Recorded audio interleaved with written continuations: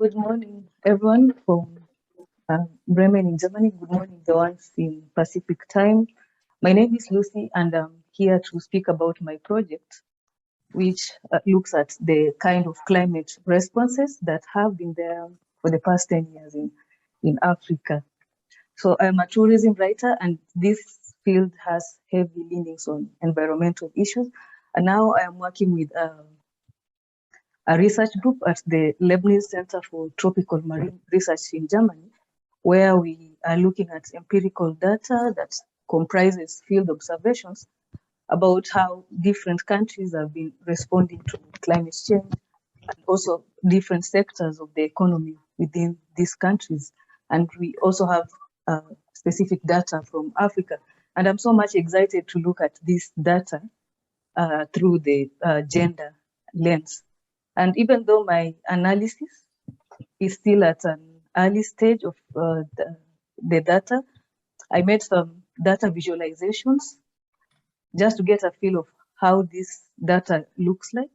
And I would like to walk you through the visualizations that I made. And I've not shared this publicly on Tableau profile because I've used partial information in the analysis. So the reportings here might not be really conclusive because I just wanted to see how the direction that the data would take. So my first research question is against the background that many of the climate risks that we have today are not gender neutral. So I try to explore and to look at the interventions that are there in different countries in sub-Saharan Africa and how responsive they are to concerns of gender, or how responsive they are to different priorities held by men or by women or by people in different any other gender category. And this responsiveness is seen by the way maybe an intervention can be targeted to maybe reduce risks for women because it has been seen women are more exposed or vulnerable to certain risks, or some interventions may be intentional or targeted in reducing risks for men. And in my illustration, these are shown by different color codings for the different circles. For example, the pink circles are the ones that are showing those interventions that are targeted at reducing the risk for women. Then the blue from the legend is the one that the interventions had some leadings for men, and the gray color was the one that was neutral. Some of these interventions are just have affinity to gender by default. It's not that they were intentional or they were targeted for women, but you find that when the intervention is put out there, only women who have a high adoption for it, or maybe men and so forth. So the map here shows the representation of countries where these field observations were done for about 10 years, from 2010 up to 2021, which shows about 20 countries from sub-Saharan Africa, indicated by the small blue dash. And then interventions cut across different sectors of the economy. So this text here is just a highlight of some of the sectors that interventions were observed in different countries. For example, agriculture, energy, health, and so on. So down here in my illustration, I've tried to show how these interventions in each sector, how responsive they have tried to be to priorities for gender. And agriculture is one of the fields that is very visible in terms of climate action in Africa. And we can see from here that it has like a mixed scorecard. There are some interventions in agriculture that are just neutral. This is the one that is one size fits all, survival for the fittest. When a certain risk is there, maybe the risk of food shortage, then maybe some interventions are just neutral. They are not targeted for attending to priorities, maybe for women or men or any other. Then some interventions in agriculture, you can see they are also male-centric and the others are female-centric.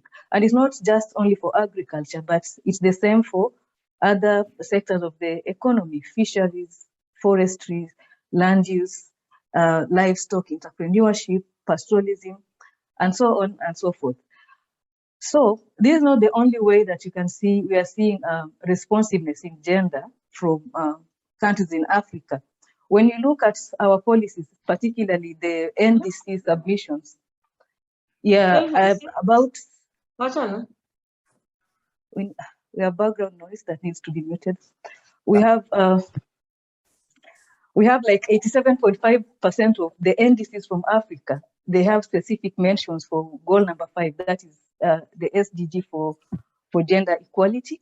And also quite a number have specific mention to SDG 10, that is reduced inequalities.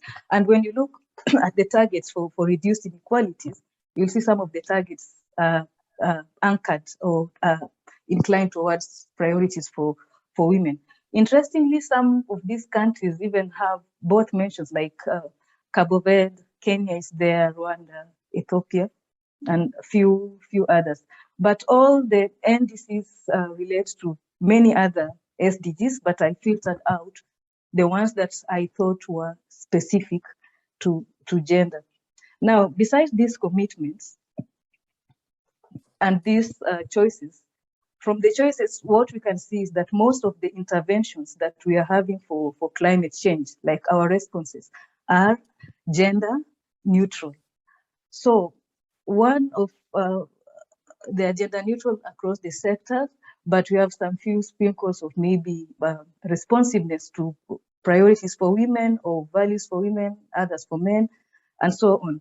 So some of the things that we can think about from this, especially now that we are calling for rapid response to climate action, is what kind of pattern do we want across the sectors, and also considering region specifics. Do we want all of these interventions to be gray circles like the gender neutral, or do we need more of blues or more of pink, or what combinations would work best and for what sector? And that is what led me to my second research question. We can only make decisions on that if we know what are the longer term consequences of these interventions.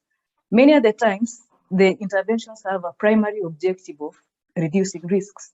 If we're able maybe to control bushfires or to keep people away from floods, that's enough counts, that alone has counted as success factors for interventions. But from the data that we are observing from these countries in Africa and from different sectors of the economy, we are seeing that besides reducing risks, some of these interventions come with additional benefits to them. And they're not just confined to being targeted for gender responsiveness. We can see from the middle column here, some of the interventions with transformative impacts, for example, conservation agriculture or green social work or use of indigenous knowledge by women, they are in the pink color. So meaning they were targeted or they were intentional about being responsive to women issues.